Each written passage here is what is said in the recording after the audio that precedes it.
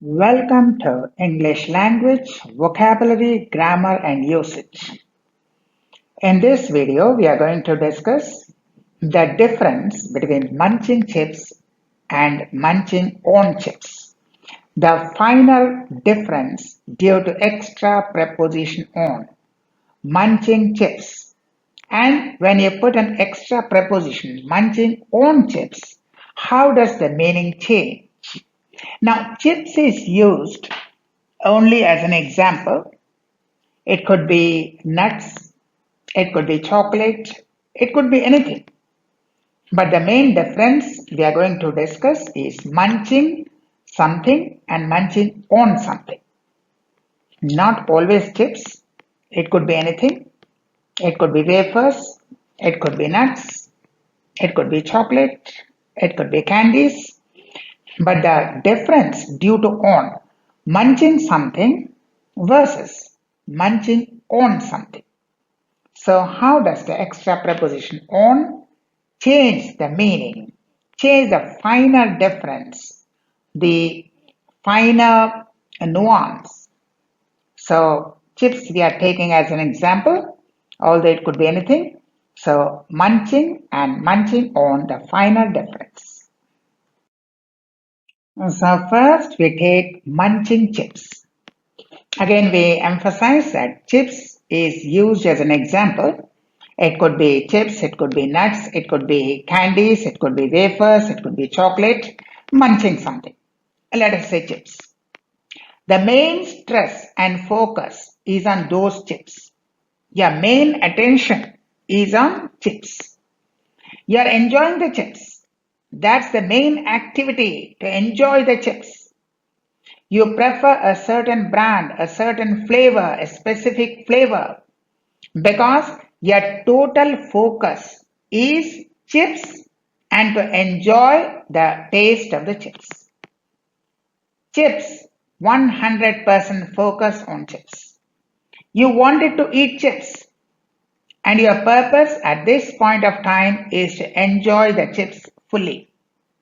So your main activity, your focus, everything is enjoying the chips. So munching chips, 100% on chips. The focus is on chips, and your total engagement is at this point enjoy the beautiful taste of the chips. So the focus is on enjoying the chips. Now what happens when you put an extra preposition on? Munching on chips. Main stress and focus is not on chips. You are engaged in something else. Maybe you are watching a cricket match on the TV, IPL, or you are reading a storybook, or you are gossiping with your friend, or you are sitting in a train. So you are journeying. So the focus is not on chips. Eating chips is a pastime for extra pleasure. Your focus is somewhere else. Your focus is on how many runs did KKR make? Who is out? Next, which batsman is going to come? Because your focus is on the cricket match which you are watching on the television. Your focus is on the storybook which you are reading. Your focus is on the news which is being telecast. But eating chips is an pastime for extra pleasure. You want to combine the two things. While your focus is on the cricket match, you want to eat chips for added pleasure. Your focus is on the match. Your focus is on the cricket match, or the storybook which you are reading, or the serial which you are watching on the TV. But munching chips, that is not the main focus. Munching on chips, that is an extra added pleasure. Chips alongside match. Match is the main thing, but while watching match, if you happen to eat chips, that is an extra pleasant experience. It is a bonus point. I'm watching the TV, I'm watching the match. But along with that, if I can go on munching on chips, that will be an extra pleasure. You wouldn't mind the brand or flavor of chips because your focus is not on chips. Your focus is on something else. But chips form an addition.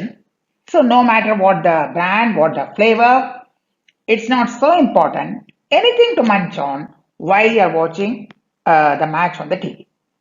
You may be given chips, and you don't mind if you don't have chips, you are given biscuits or chocolate, it's okay.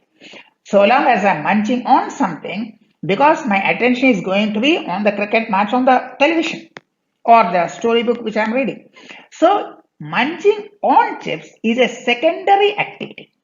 The primary activity is watching the match on the TV. A secondary activity, an additional pleasure, an added experience. So that is not the main focus. Just like when munching chips, chips was the main focus. But here, chips, that's not the main focus. The main focus is the match, cricket match on the TV. But munching chips, along with that, a secondary activity, an accompaniment. An accompaniment which adds pleasure. Which adds pleasure. It gives you an extra pleasure. You watch the batsman hitting a six, and at the same time you munch on the chips. A combination, a beautiful combination where the match is the primary source of your interest and munching on chips is an added extra pleasure. So that's how the meaning changes when we say munching chips and munching on chips. So that's the difference between munching chips and munching on chips. Munching chips, if the focus is on chips, 100% pleasure you get from chips. And munching on chips, when it is a secondary activity to give you an added pleasure while your primary focus is on something else. If your primary focus is watching the cricket match or reading a storybook, then you will be munching on chips for extra pleasure. But if chips happen to be your main source of pleasure, you want to enjoy chips, you love chips, in that case, the primary focus will be on chips, then munching chips. So munching chips means chips, the primary source of pleasure. Munching on chips means chips become an added pleasure along with some other primary activity. So English is interesting if you really read extensively and analyze these minor differences, minor nuances. Thousands of such minor nuances exist in English language. They are not taught in schools. They are not found in grammar books. But if you specifically notice them and then you can research on the internet, then you will find these minor differences.